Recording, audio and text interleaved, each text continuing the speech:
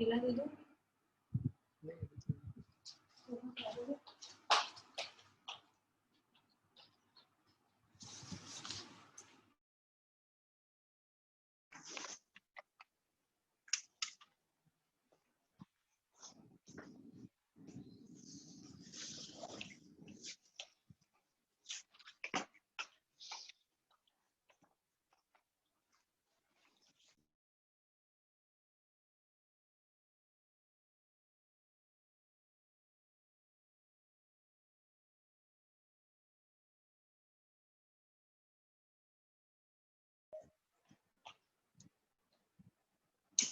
Good afternoon बच्चों।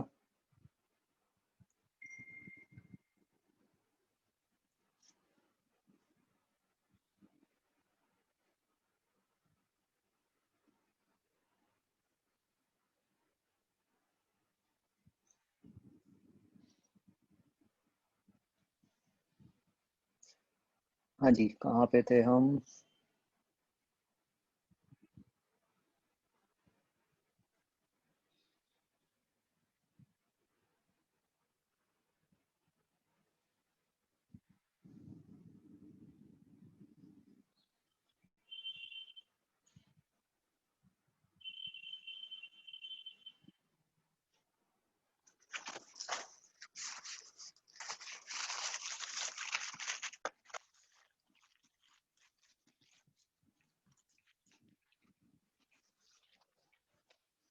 अच्छा, कौन सा करना था हमें? ई पार्ट करना?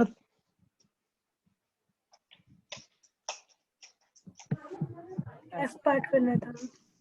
F, okay. हाँ बच्चों बताओ, एफ में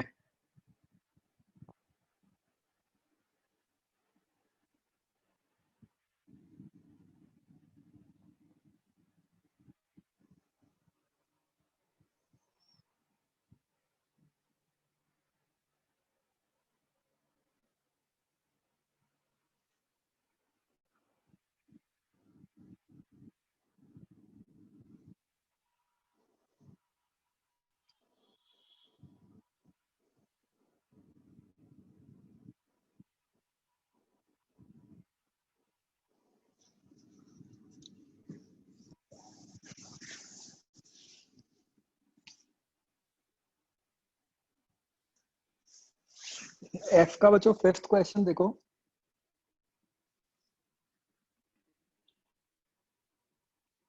देखो इसमें क्या क्या बातों का ध्यान रखना है। एक तो ये कि वो जो रिंग है वो कंडक्टिंग है, ठीक है? तो मतलब वो रिंग पे तो हर जगह पोटेंशियल सेम होगा।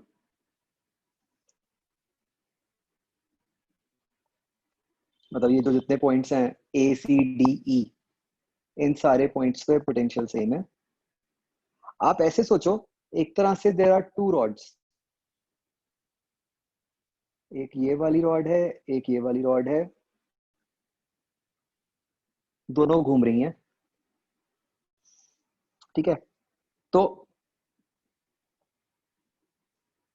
Let's call this as rod 1, this as rod 2।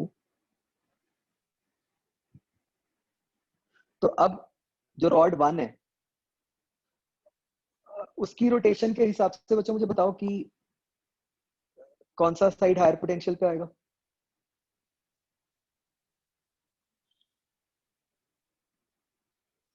Basically O point ही आएगा। तो आपकी रॉड 1 एक तरह से लगी हुई है between D and point O, और वो कितना ईएमएफ दे रही है? B omega L square by 2। ध्यान रखना मैंने एल का है क्योंकि आधी रॉड की लेंथ तो एल है इस केस में। और इस रॉड की बच्चों रेजिस्टेंस भी है आर, तो हमने एक रेजिस्टेंस आर दिखा दी। सिमिलरली जो रॉड 2 है वो भी ऐसे ही ए और ओ के बीच में लगी हुई है, और ए और डी का पोटेंशियल सेम है। तो चाहे ए से दिखाओ चाहे डी से दिखाओ, उसमें कोई फर्क नहीं है। ये बन गई रॉड 2। और एक रेजिस्टेंस आर है। ये रेजिस्टेंस आर किसके बीच में है?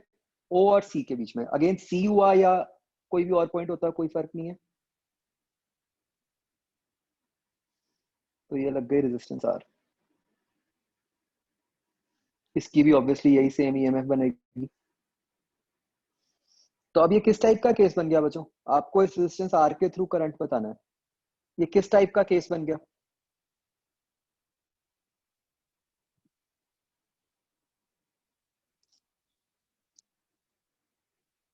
बोलो भाई।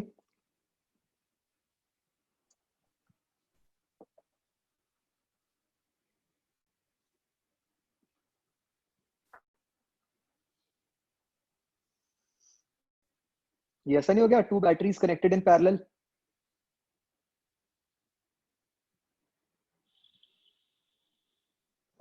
तो उससे आप इफेक्टिव ईएमएफ और रेजिस्टेंस निकाल के फिर पूरे सर्किट का करंट निकाल सकते हो, राइट?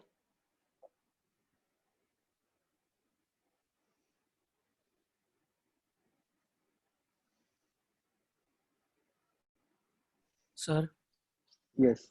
सर फोर्थ क्वेश्चन में सर इसका जो फर्स्ट क्वेश्चन है कि sir does it enter the disc और leave it at the centre. Hmm. Sir इसमें क्या आएगा कि एंटर द डिस्क आएगा ना?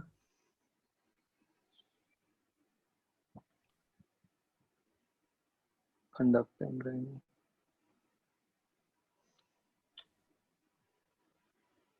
नहीं,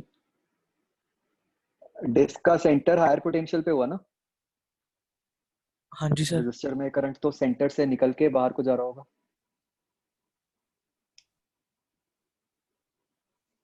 सर करंट तो high leave to it low at the जाएगा। सेंटर का क्या? Leave it at the centre का मतलब सेंटर से सर मतलब करंट अच्छा, जनरेट हो रहा क्या है कि पूछा है? सेंटर पे?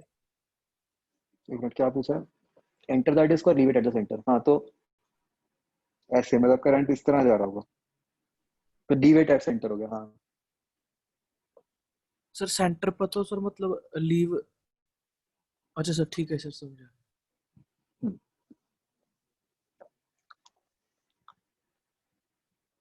Sixth question.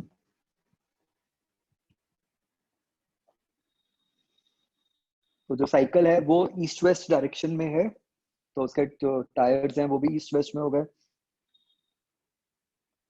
रियर व्हील आपने बता दिया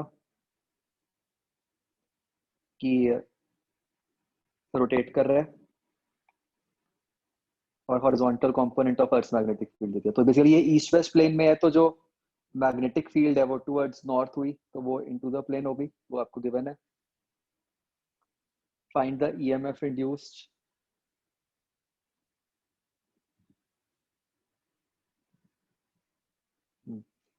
तो बस वही है, बिल्कुल वही standard D omega R square by 2।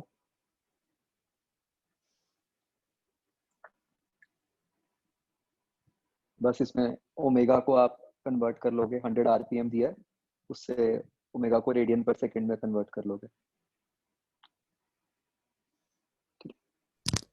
Sir इसमें जो 4 स्पोक्स दी हुई हैं हम्म। सर, उससे मतलब कि हर बार पॉजिटिव तो सेंटर पे ही बनेगा।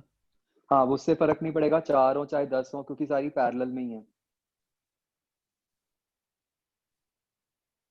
करंट तो वही फ्लो करेगा। हाँ, मतलब सारी बैटरीज एक तरह पैरेलल में हो गई ना, तो हाँ पोटेंशियल जी। डिफरेंस तो वही आएगा जो एक के कारण आ रहा है। हाँ जी ठीक है सर।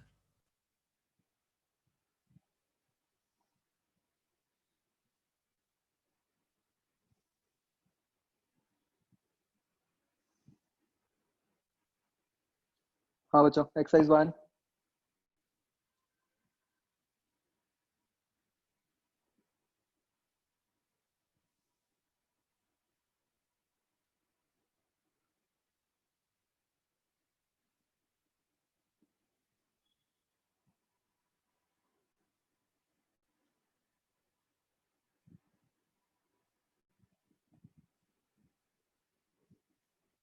ये भी बिल्कुल सेम है, अब 8th क्वेश्चन है ना, जैसे मैंने अभी बताया था उसके जैसा ही है, हो जाएगा अब।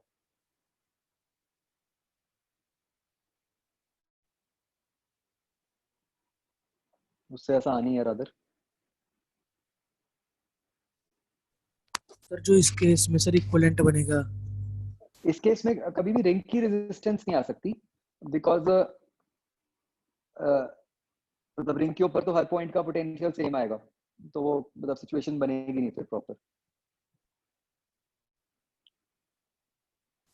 सर हम्म सर इसमें जो इक्विवेलेंट होगा सर उसके मतलब जो रेजिस्टेंस होगी आउटर वाली हम्म एक्सटर्नल रेजिस्टेंस और सर जो इंटरनल रेजिस्टेंस होगी सर वो आपस में मतलब सीरीज में होगी ना। हाँ हाँ series। ठीक है ठीक है बच्चों, डन, आगे बढ़े। सर फिफ्थ क्वेश्चन इसका भी। क्वेश्चन,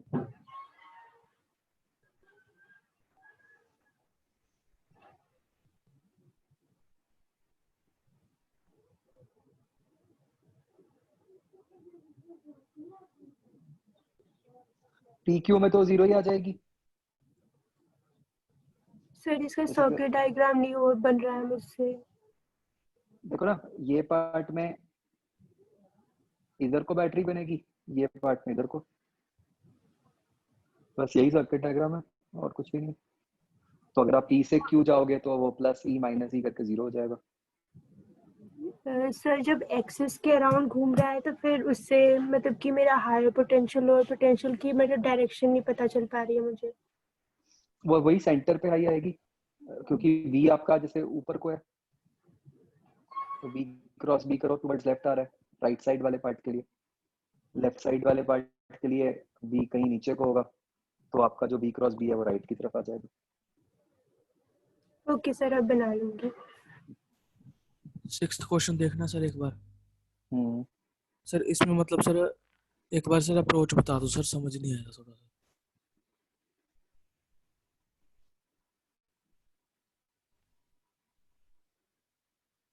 देखो बच्चों, जब भी ऐसा कोई केस हो, ठीक है, तो सेफेस्ट अप्रोच क्या है, दो रॉड्स में ब्रेक कर दो। तो जैसे अब दो रॉड्स हो गई आपकी, एक L/4 और एक 3L/4। तो आप O और B का डिफरेंस लिख सकते हो, P और O का लिख सकते हो।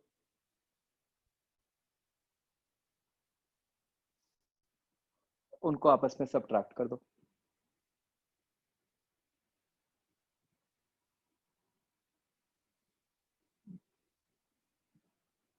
ठीक है, नहीं तो वो फॉर्मूला भी लग सकता है जो हमने किया था, half B omega L2 square minus L1 square, उससे भी आ जाएगा।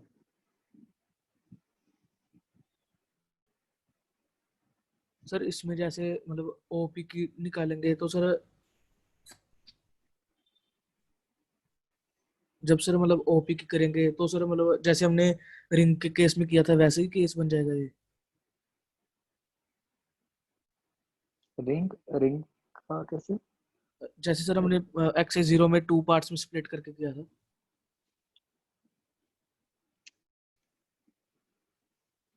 हाँ हाँ, मतलब ये एक पार्ट हो गया, ये दूसरा पार्ट हो गया, दो रॉड्स मान ली हमने।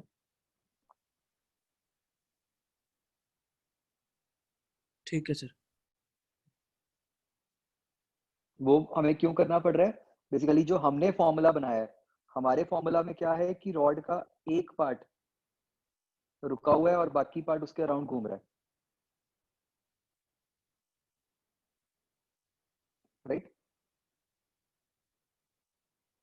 तो तो इसलिए भी मैंने इसको इसमें यहाँ बीच से काट दिया ताकि बिल्कुल यही केस बन जाए। अदरवाइज अपना वो फॉर्मूला है ही, L2 square minus L1 square, उससे भी हो जाएगा, राइट। चलो,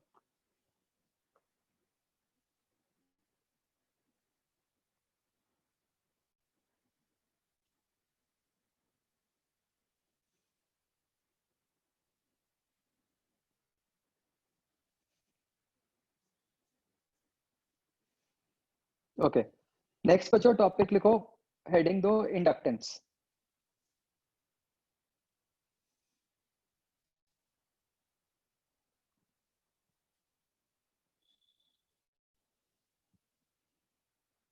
तो इंडक्टेंस बच्चों सर्किट की एक नई प्रॉपर्टी है, just like capacitance, resistance etcetera. तो बेसिकली बच्चों हर सर्किट की तीन प्रॉपर्टीज हो सकती है, मतलब और फर्दर नहीं आती कोई, तीन होती हैं, conductance, sorry resistance, inductance and capacitance. तो ये लास्ट प्रॉपर्टी है जो हम कर रहे हैं। तो वी विल ग्रेजुअली अंडरस्टैंड कि ये प्रॉपर्टी इस चैप्टर से किस तरह से बनी है, एंड फिर बाद में हम समझेंगे कि सर्किट के अंदर इंडक्टेंस का क्या काम होता है। ठीक है, तो जो मान लो मैंने एक सिंपल सिचुएशन ड्रॉ की जहां पे एक करंट कैरिंग वायर है I1 और एक इसके पास कोई लूप पड़ा है 2 इज अ क्लोज लूप। तो ऑब्वियसली हमें ये पता है कि 1 से कुछ फील्ड लाइंस 2 के थ्रू पास करेंगी। मानते हो बच्चों?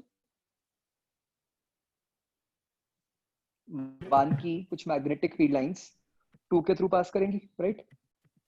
वो हम निकालते कैसे हैं फील्ड लाइंस कि कितनी फील्ड लाइंस निकल रही हैं? फ्लक्स के थ्रू, राइट? तो अगर हम कोशिश करें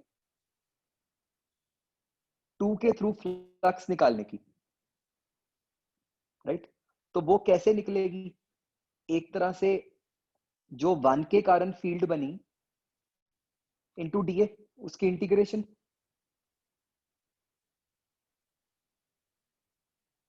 ठीक है, तो मैंने B1 क्यों लिखा है? क्योंकि जो फील्ड बन रही है वो हम किसके कारण ले रहे हैं? 1 के कारण। और जो एरिया है वो किसका है? 2 के कारण, राइट? तो अब ये जो फ्लक्स होगी बच्चों, इसके अंदर जो B1 है वो कहीं ना कहीं करंट पे डिपेंड करेगा, ये हमें पता है कि जो मैग्नेटिक फील्ड है वो करंट पे डिपेंडेंट होती है, इजंट इट?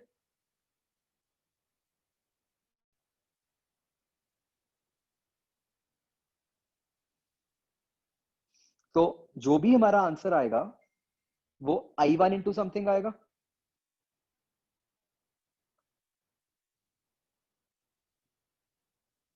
Isn't it?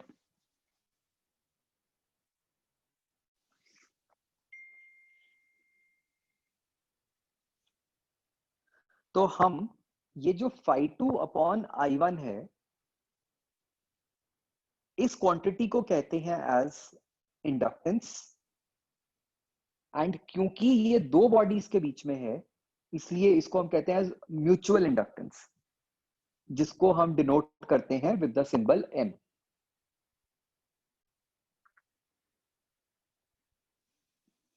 ठीक है, अभी धीरे धीरे इसकी और डिटेल करेंगे, बट अभी तक हमें जो समझ आ रहा है कि दो बॉडीज इन्वॉल्व है।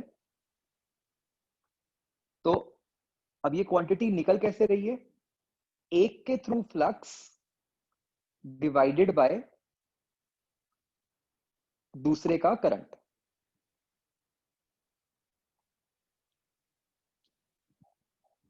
तो मतलब ये I1 हमें दिया हुआ है सिचुएशन में कि पहले से करंट 1 फ्लो कर रहा है। तो हम क्या कह रहे हैं? बेसिकली हमने क्या किया कि जो वायर है उसके कारण, उसके अंदर जो करंट फ्लो कर रहा है उसके कारण हमने निकाल लिया कि 2 के थ्रू कितनी फ्लक्स है, और ये जो भी फ्लक्स आई इसको हमने डिवाइड कर दिया with current.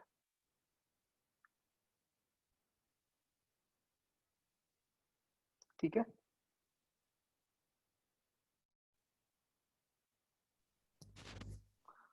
Sir yes. Sir अगर मतलब ये तो एक सोर्स से मैग्नेटिक फील्ड प्रोड्यूस हो रही है, सर अगर ऐसा सर कोई और सोर्स भी हो? नहीं नहीं, ये जो क्वांटिटी है ये दो बॉडीज के बीच में ही निकाल सकते हैं, तो हम सर ये मतलब उससे सिर्फ ज्यादा नहीं कर सकते। जो सिलेक्टेड पूछे होंगे सिर्फ उसके बीच में निकाल सकते हैं? हाँ हाँ, मतलब एक पेयर ऑफ बॉडीज के लिए ही निकाल पाओगे आप। ठीक है सर।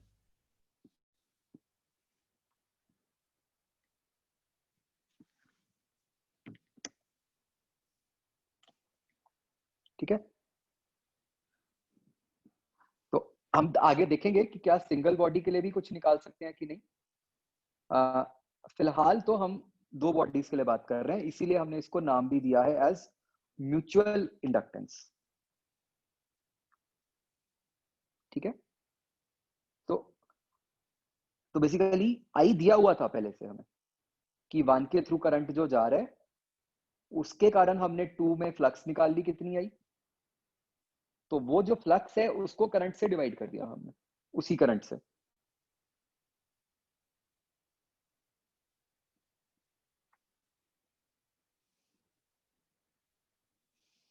ठीक है, तो अभी अजीब लगना चाहिए कि ये क्या हो रहा है, कैसे हो रहा है, अभी समझ आ जाएगा।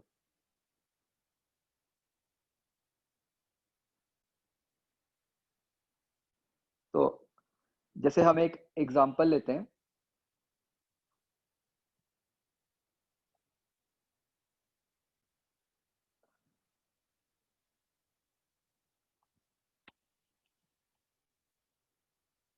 लेट अस से बच्चों इस तरीके की सिचुएशन है,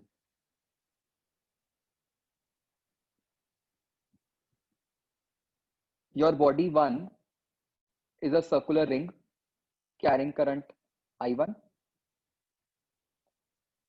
and your body 2 is a small square loop placed at the center of the circular ring. ठीक है, तो ऑब्वियसली 1 के कारण बच्चों क्या 2 के थ्रू कोई फील्ड लाइंस पास करेंगी? यस करेंगी, और वो आउट ऑफ प्लेन जाएंगी जैसे मैंने शो किया।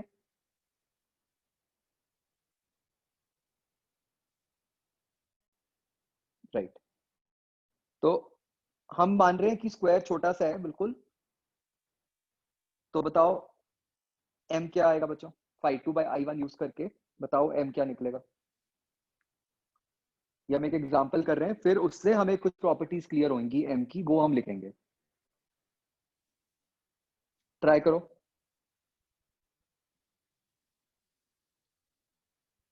आदित्य गलत है।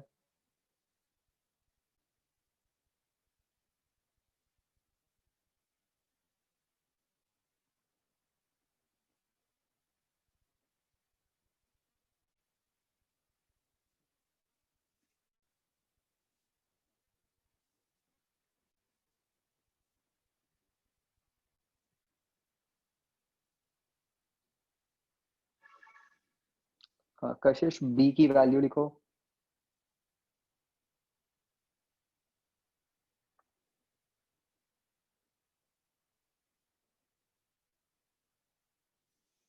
तेजस्विनी ठीक है। अक्षता b की वैल्यू लिखो।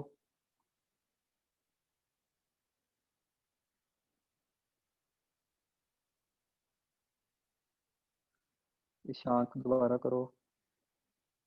मुस्कान ठीक है। ओजस ठीक है।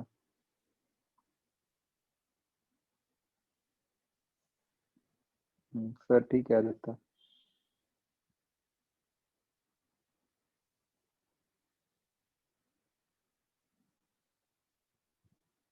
दीपजोत z क्या है?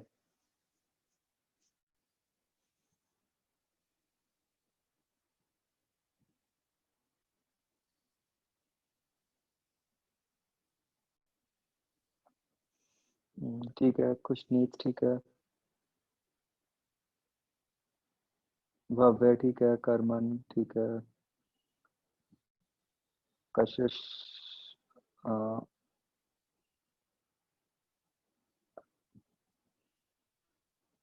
कशिश एक बार दोबारा देखो, आपने शायद लिखने में कुछ गलती कर दिया मुझे लग रहा है। नितेश गड़बड़ है कुछ।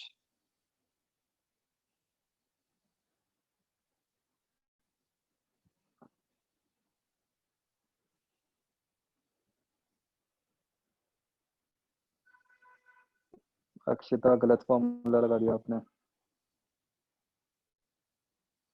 ओबरॉन ठीक है।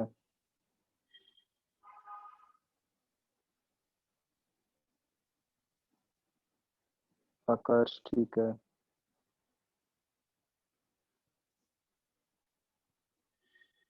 अमिताभ ठीक है।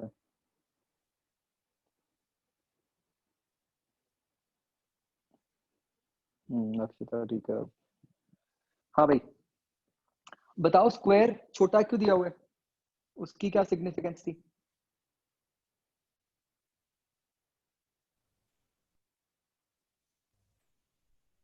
कि आप जहां पे स्क्वायर, मतलब आप सेंटर वाला भी यूज कर सको, राइट? वैसे तो लूप के अलग अलग पॉइंट्स पे अलग अलग फील्ड होगी, बट आप अप्रोक्सीमेटली जो फील्ड है वो लूप के सेंटर वाली यूज कर सको। तो ये फाई 2 क्या बन गया अब?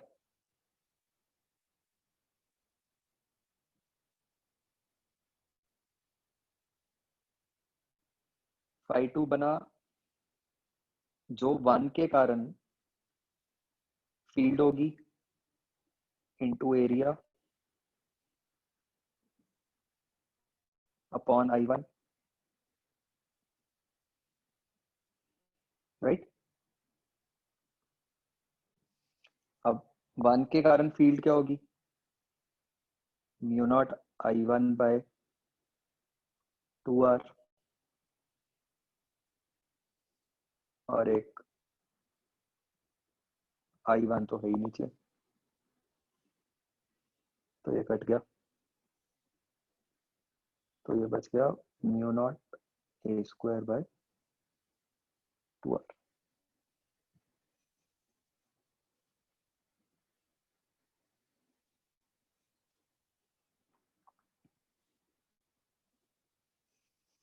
तो ये आंसर बनेगा बच्चों हमारा।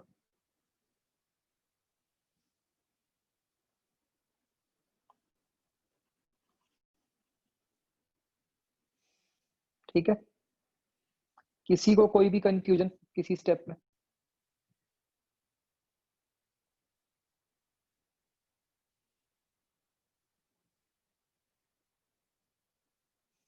एक आधा डाउट आना चाहिए वैसे इस टाइम तक। यूनिट्स अभी हम लिखेंगे, अभी प्रॉपर्टीज तो हमें लिखनी है ना? अभी तो हम वैसे एक बार निकाल के देख रहे थे कि ये है क्या क्वांटिटी।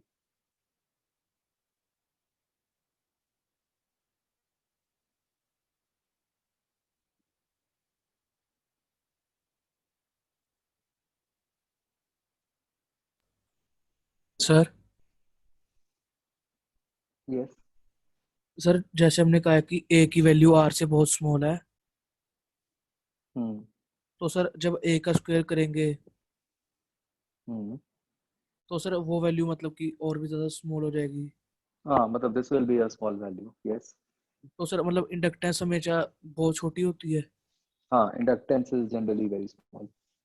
ठीक है। ओके, तो बच्चों आप एक बात ये देख सकते हो कि जो हमारा आंसर बना m का, वो i पे डिपेंड नहीं कर रहा,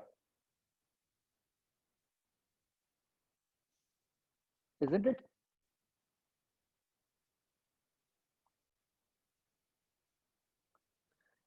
ये मतलब इस टाइप की सिचुएशन बन रही है कि m निकालने के लिए आपको I1 की जरूरत पड़ेगी, आपको कुछ ना कुछ I1 मानना पड़ेगा, लेकिन फाइनली m उस I1 पे डिपेंड नहीं कर रहा होगा, राइट? बताओ पहले ऐसा कहां पे होता था?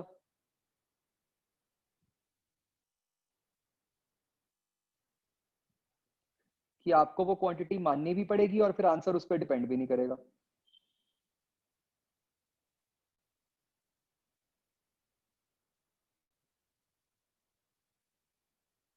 कैपेसिटेंस में, कैपेसिटेंस में याद करो, कैपेसिटेंस को हम लिखते थे Q बाई V।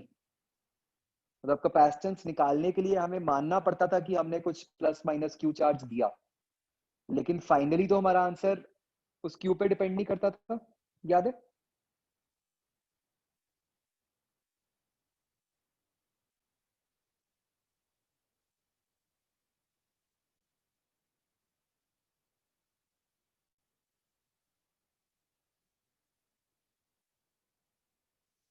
मतलब मैंने ये कहा कि करंट पे डिपेंड नहीं करता, करंट की वैल्यू पे। ऑब्वियसली अगर आप करंट जीरो ले लोगे फिर तो इस प्रॉपर्टी का कोई सिग्निफिकेंस ही नहीं है। वो तो कैपेसिटर में भी कैपेसिटेंस तभी आएगी ना अगर आप कोई चार्ज दोगे, अदरवाइज तो कुछ है ही नहीं वो।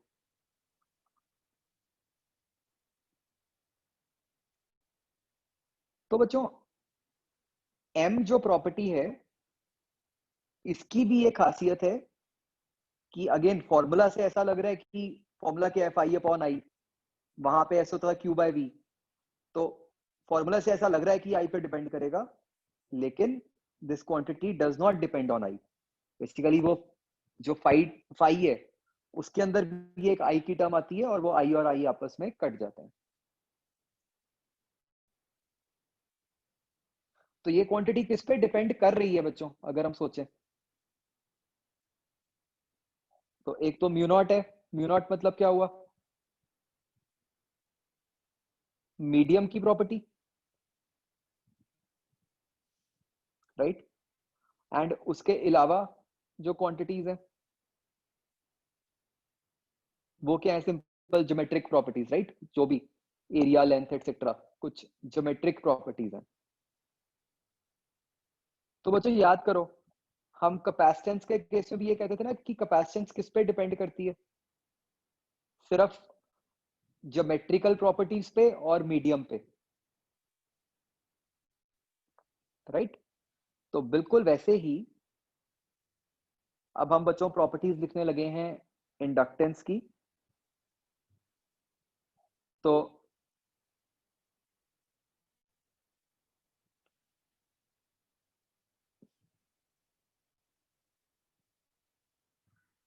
ये बच्चों भी लिखते हैं, अभी पहले प्रॉपर्टीज लिख लो कि it depends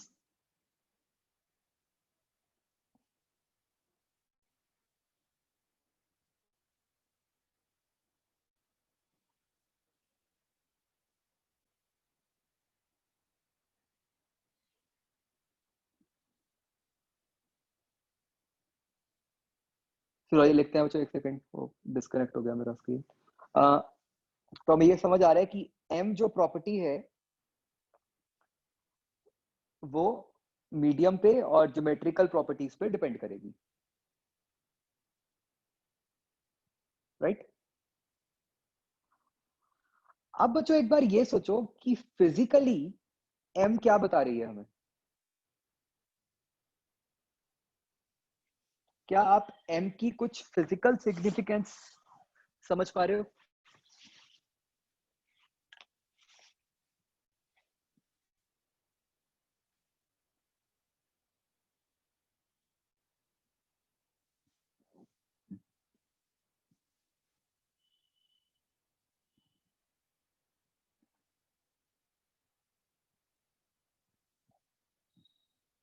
it is like flux per unit current, right. तो बेसिकली ये जो प्रॉपर्टी है वो एक तरीके से हमें ये बता रही है कि कोई भी एक जो सिस्टम बना हुआ है उस सिस्टम में किसी एक बॉडी से जो फील्ड लाइंस निकलेंगी वो कितनी फील्ड लाइंस दूसरी बॉडी के थ्रू पास करेंगी, राइट। कि किसी एक बॉडी में करंट के कारण दूसरी बॉडी के थ्रू कितनी फील्ड लाइंस पास करें।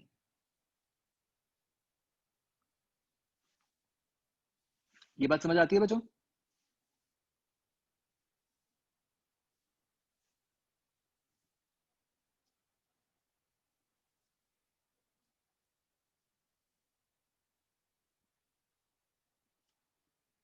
तो लिखो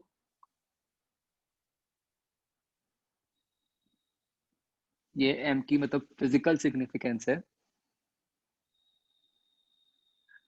इसको बच्चों समझना इसलिए इंपॉर्टेंट है कि मतलब हम आगे ऐसे केसेस करेंगे जहां पे आपको सिंपल सिचुएशन देख के बताना होगा कि भाई किसका m ज्यादा होगा किस सिस्टम का और किस सिस्टम का m कम होगा।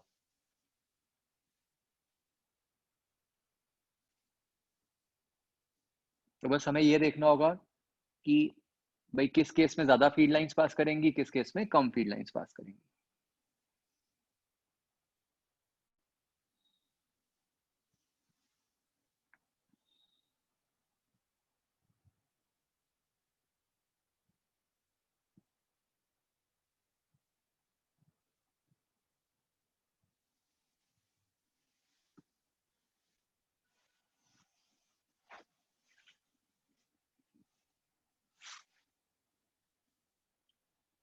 ओके, तो हम फर्दर प्रॉपर्टीज लिखते हैं बच्चों एम की।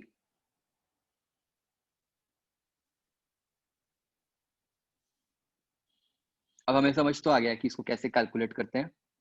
स्टिल हमें नहीं पता कि सर्किट में इसका क्या काम है, राइट? वो भी देखेंगे। चलो फिलहाल के लिए हमें निकालना आ गया इसको। तो सबसे पहली प्रॉपर्टी तो बच्चों यही होगी कि m depends only on geometry and medium between the two bodies.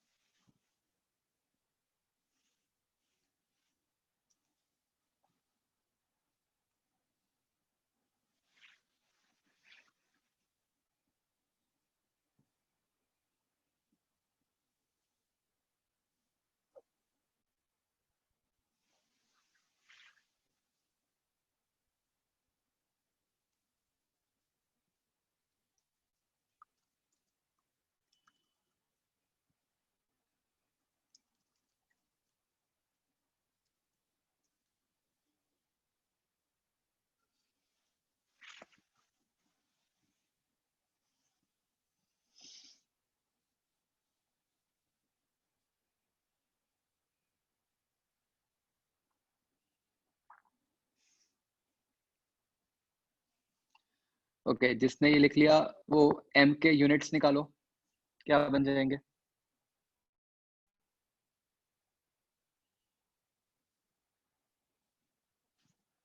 Units भी डायमेंशंस भी।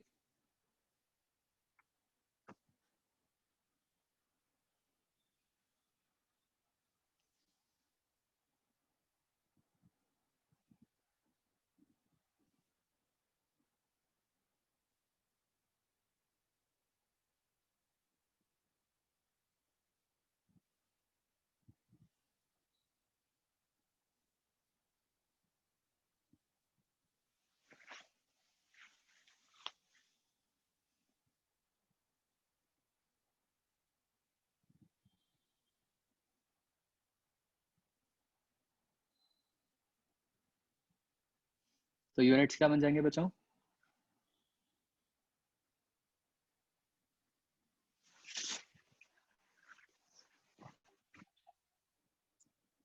Flux upon current. फ्लक्स कैसे है वेबर में, राइट? करंट कैसे है एम्पेयर में।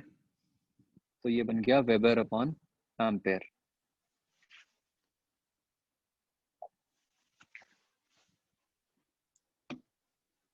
तो इसको बच्चों हम बोलते हैं हेनरी। जैसे कैपेसिटेंस के यूनिट से फैरेड, वो उस साइंटिस्ट पे बेस्ड है, ऐसे ही इसके यूनिट्स हैं Henry, named after the scientist. इसकी डायमेंशंस निकालो बच्चों।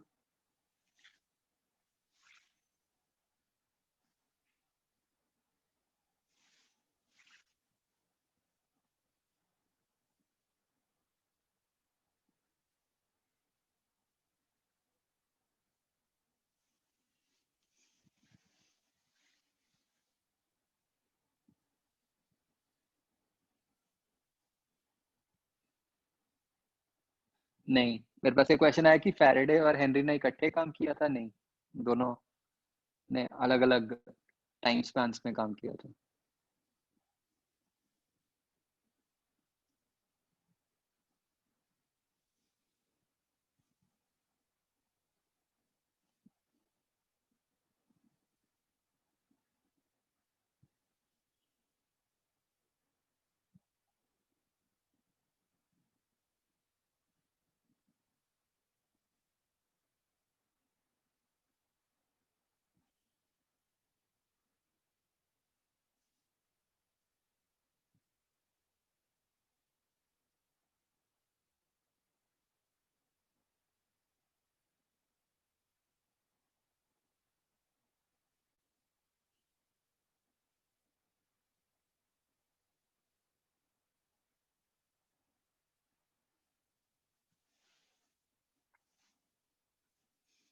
हाँ बच्चों, निकाल लिए।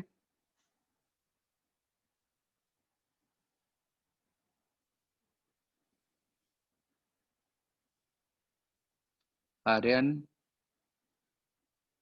डायमेंशंस में केजी आता है।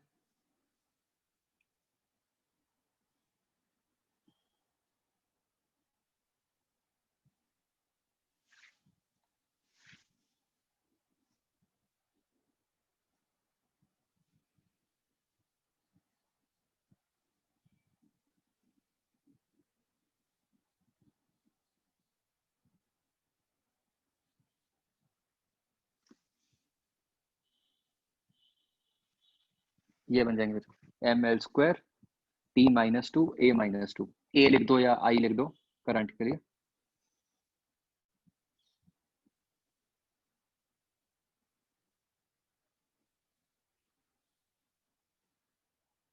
नहीं अरुण, आप में करंट की तो टर्म ही नहीं आई। यस सर, मैंने देख लिया, वो गलती से रह गया था।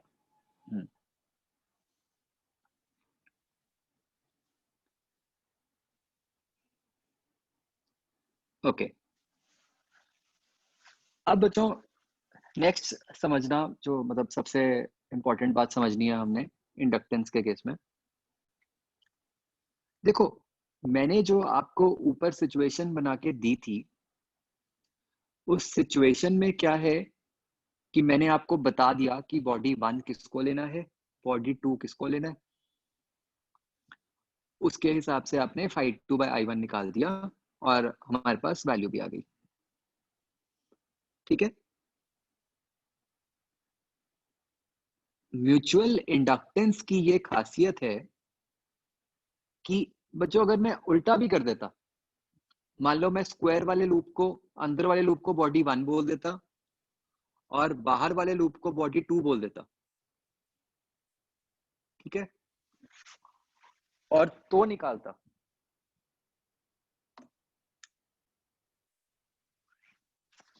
तो भी हमारा आंसर सेम आता। मतलब हम इसको प्रूव नहीं कर सकते, ठीक है, but it so turns out कि आप किसी भी बॉडी को 1 बोल दो, किसी भी बॉडी को 2 बोल दो, जो दूसरी बॉडी है उसको 2 बोल दो, तो म्यूचुअल इंडक्टेंस की वैल्यू सेम आती है। ठीक है, चाहे आपको लॉजिकली वो बात समझ भी ना आ रही हो। जैसे आप देखो ऊपर वाले केस में, देखो फिजिकली सोच के ये तो समझ आता है कि 1 से फील्ड लाइंस 2 के थ्रू पास करेंगी क्योंकि 2 एक लूप दिख रहा है। ठीक है, अगर मैं उल्टा बोलूंगा तो बोलने में भी बहुत अजीब लग रहा है कि भाई मान लो 2 में करंट जा रहा था, तो 2 के कारण जो फील्ड लाइंस हैं जो 1 के थ्रू पास करेंगी, भाई 1 में अब कौन सी पास करेंगी, कैसे पास करेंगी, वो कहना भी बड़ा मुश्किल है। ठीक है, और वो हमें समझना भी नहीं है। ठीक है, ऐसे ही आप देखो जो ये वाला एग्जांपल है, सर्कुलर लूप के लिए तो आसान था कि उसके सेंटर पे फील्ड लिख दी हमने। अगर हम उल्टा करते कि स्क्वायर लूप मान लेते, तो स्क्वायर लूप के लिए तो फील्ड लिखनी बड़ी मुश्किल थी बाहर,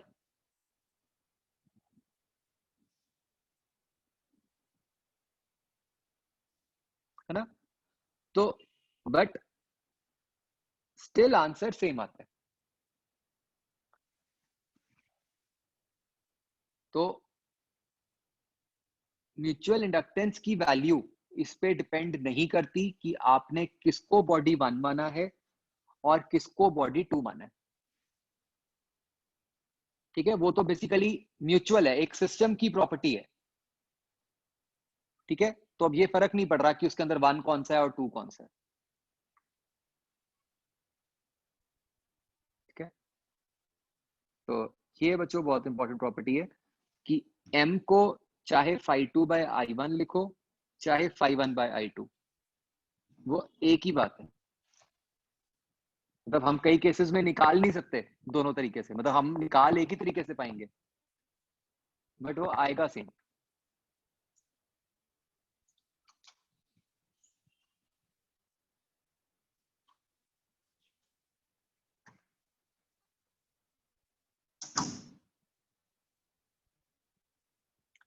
तो इस प्रॉपर्टी का काम बच्चों इस तरीके से आएगा कि जैसे जब आपको किसी क्वेश्चन में म्यूचुअल इंडक्टेंस निकालने को बोला जाएगा, तो आपको क्वेश्चन में ये बताया नहीं जाएगा कि भाई 1 किसको लेना है और 2 किसको लेना है। आपको तो सिंपली 2 बॉडीज दी जाएंगी, ठीक है, वो अब आपने सोचना है कि किसको 1 लोगे और किसको 2 लोगे, कि जिसके हिसाब से आप सोच पाओ। भाई ऑब्वियसली आप ऊपर किसको लोगे, phi2 किसको लोगे, जिसके लिए आप फ्लक्स निकाल पाओ, है ना।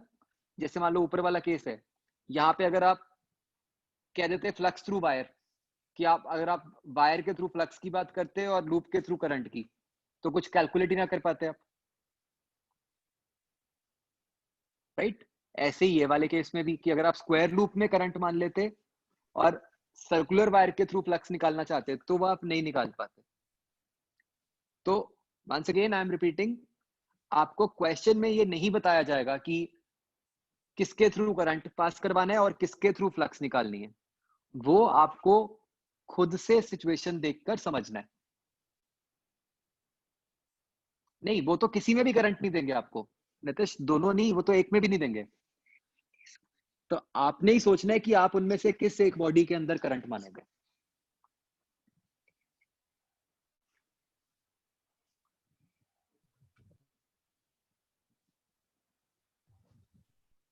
सर ठीक है, यस।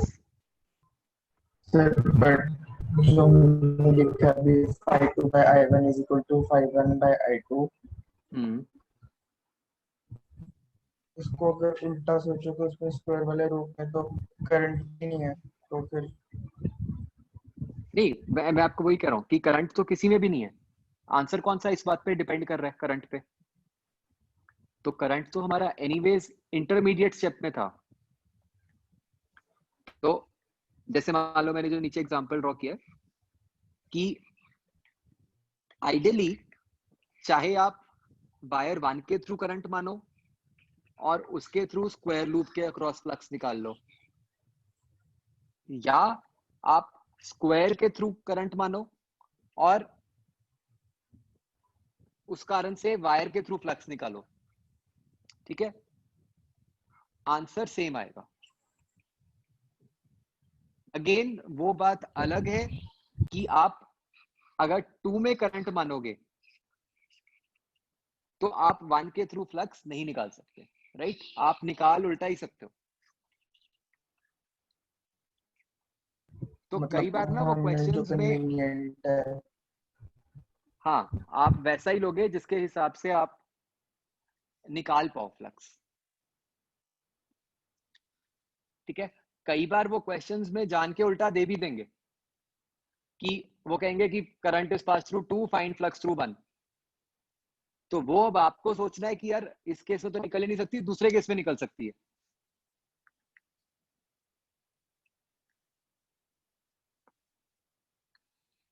ठीक है, करंट की डायरेक्शन कुछ भी मान लो, उससे कोई फर्क नहीं पड़ेगा।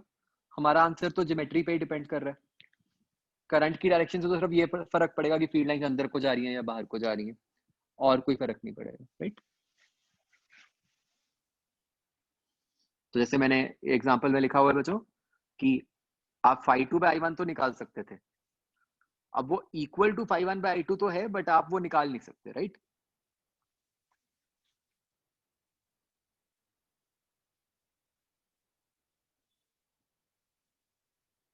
तो ये नीचे लिख लो कि ये हमें सिचुएशन से आइडेंटिफाई करना है कि किस बॉडी के अंदर करंट मानना है।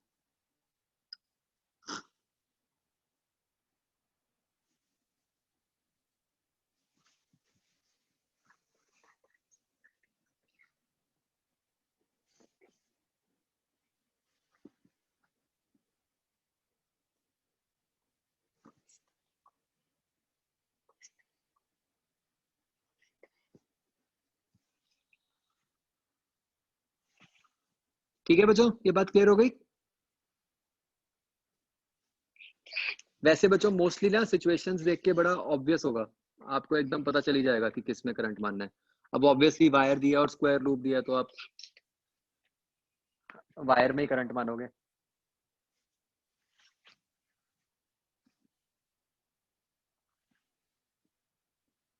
ओके,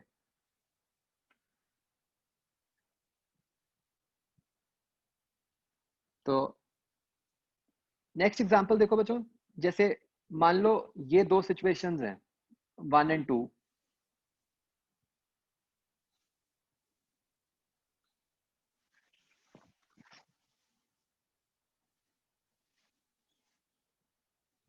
तो क्या हम सीधा देख के बता सकते हैं कि किस केस में m की वैल्यू ज्यादा होगी?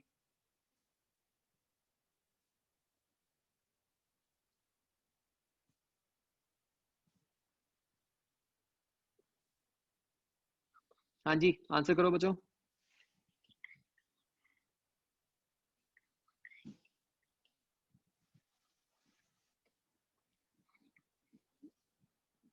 तो ऑब्वियसली 1 में ज्यादा होगी, राइट? क्योंकि 1 पास है तो 1 में फील्ड लाइन ज्यादा निकल रही है 2 के थ्रू, मतलब लूप के थ्रू। तो जैसे मैं आपको पहले कह रहा था कि ऐसे हम फिजिकली देख के बता सकते हैं। तो हमारे को ऐसा क्वेश्चन आ सकता है जहां पे आपको कुछ कैलकुलेट नहीं करना, आपको सिर्फ फिजिकली देखकर बताना है कि भाई हाँ किस केस में m की वैल्यू कम होगी, किस केस में m की वैल्यू ज्यादा होगी। ऑलराइट,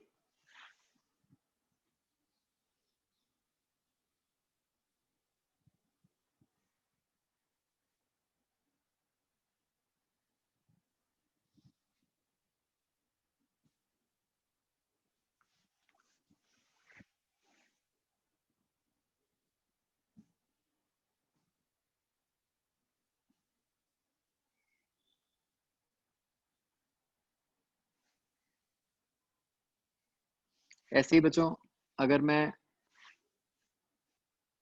एक और केस बनाऊं,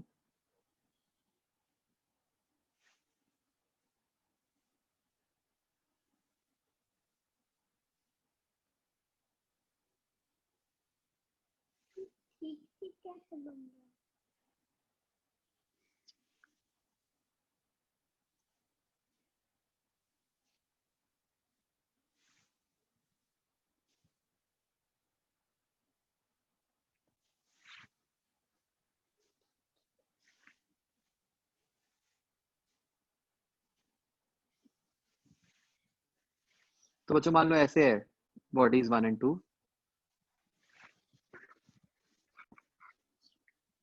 तो डायमेंशन सारी सेम है, डिस्टेंसेस सेम है। आप बताओ इस केस में किस सिस्टम की म्यूचुअल इंडक्टेंस ज्यादा होगी?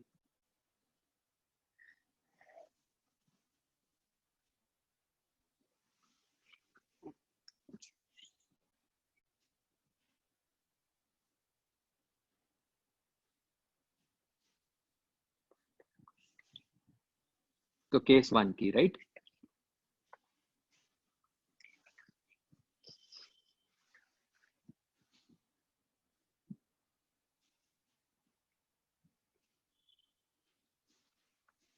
तो अगेन कैसे पता चल रहा है कि अगर आप नीचे वाले में करंट मानोगे तो फील्ड लाइंस जो होंगी वो तो वर्टिकल बनेंगी सेंटर के आसपास। तो सेकंड केस में तो हार्डली कोई फील्ड लाइन होगी जो लूप के थ्रू पास कर रही होगी, isn't it?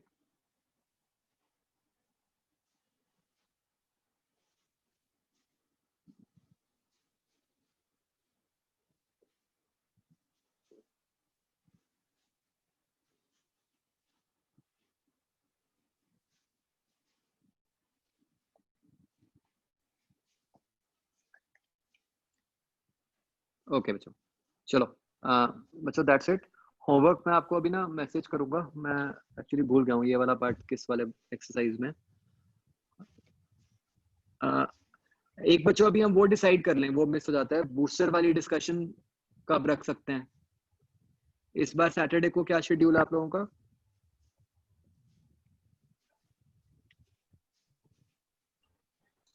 सर सैटरडे को पर 3 क्लासेस हैं। ठीक है, जो अपनी डाउट क्लास है कल, उसमें तो मैं मतलब वो टेस्ट डिस्कस करूंगा ही, टेस्ट एंड इंडिविजुअल डाउट्स जो भी हैं। सैटरडे को रख सकते हैं हम बच्चों या कल रखें? मुझे टाइम बता दो बस, कल या परसों का।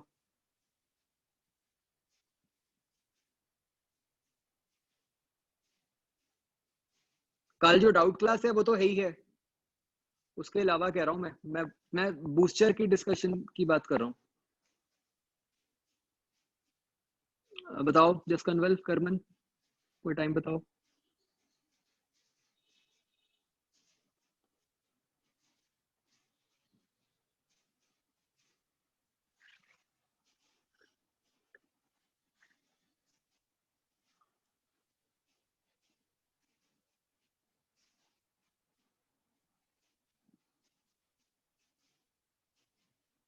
चल मैं फिर आपका शेड्यूल देख के, मतलब शेड्यूल वाली क्लासेस ही है ना, कोई और क्लास तो नहीं है ना किसी की?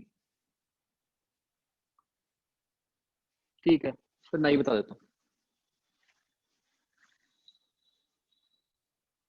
चलो ठीक है बच्चों, ओके देन, बाय। बारिश एंजॉय करो। क्या